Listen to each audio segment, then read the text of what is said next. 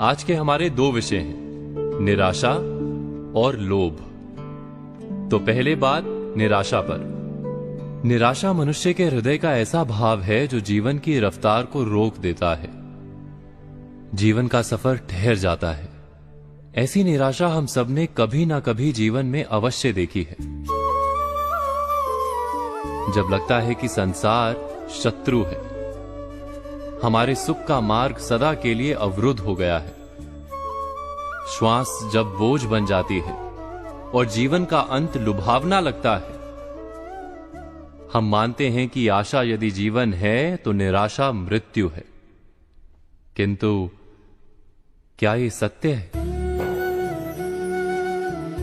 आशा के अभाव का नाम क्या निराशा है? शब्दों से ऐसा लगता है, पर वास्तव में आशा और निराशा का कोई संबंध ही नहीं। वो कैसे?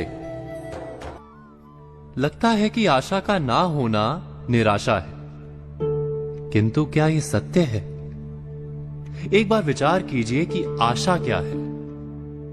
हमें संसार पर और समय पर विश्वास है कि यदि समस्या है तो समाधान भी होगा, यदि इच्छा जन्मी है तो उसे पूर्ण करने का उपाय भी होगा, यदि कोई मंजिल है तो रास्ता भी अवश्य होगा।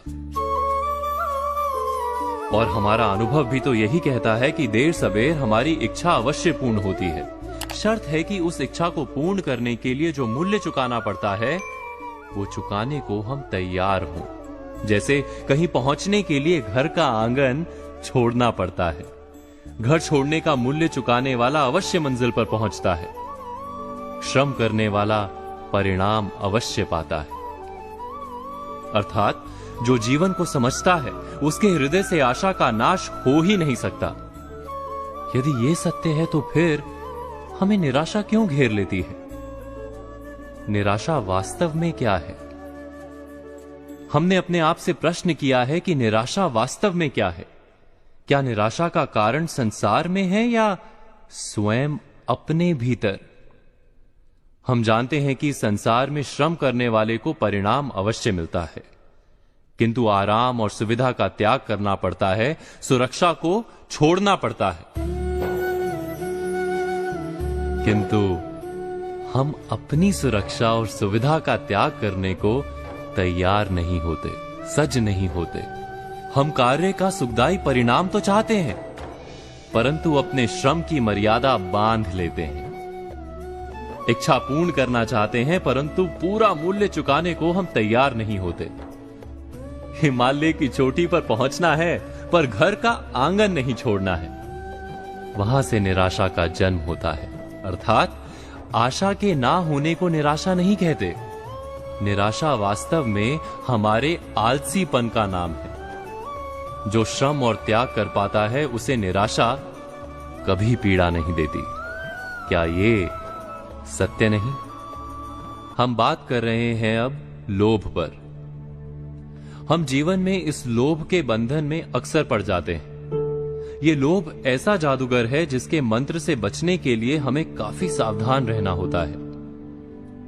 वैसे इस लोभ का कोई कारण नहीं होता। जरूरत हो ना हो फिर भी लोभ हो सकता है।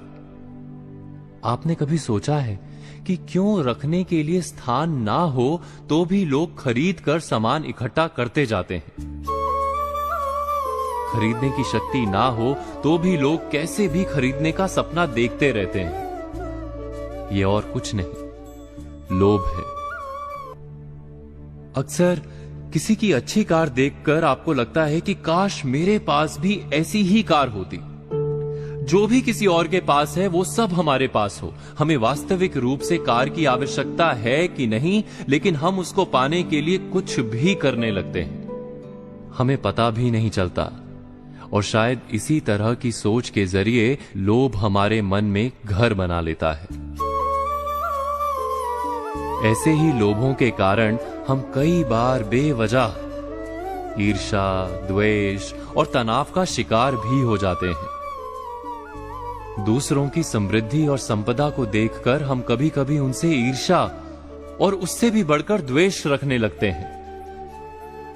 अगर हम गंभीरता से विचार करें तो ये ईर्ष्या द्वेष इस बात का प्रमाण है कि लोभ के जादूगर के मंत्र ने हमें अपना शिकार बना लिया है और वो हमें तरह तरह से तनाव देने लगा है।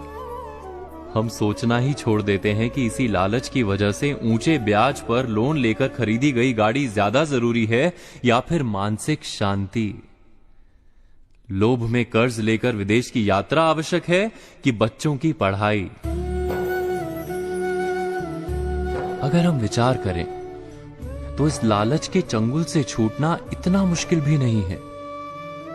यदि आप अपनी आवश्यकताओं और अपनी धन शक्ति का यथार्थ समझ लें तो खुद को लालच के भूत से दूर ले जाकर फिर से एक सुलझा हुआ इंसान बना सकते हैं। ये मंत्र आजमाइएगा जरूर। आशा करता हूं कि हमारा ये विषय आपके जीवन में कुछ अर्थ भरेगा।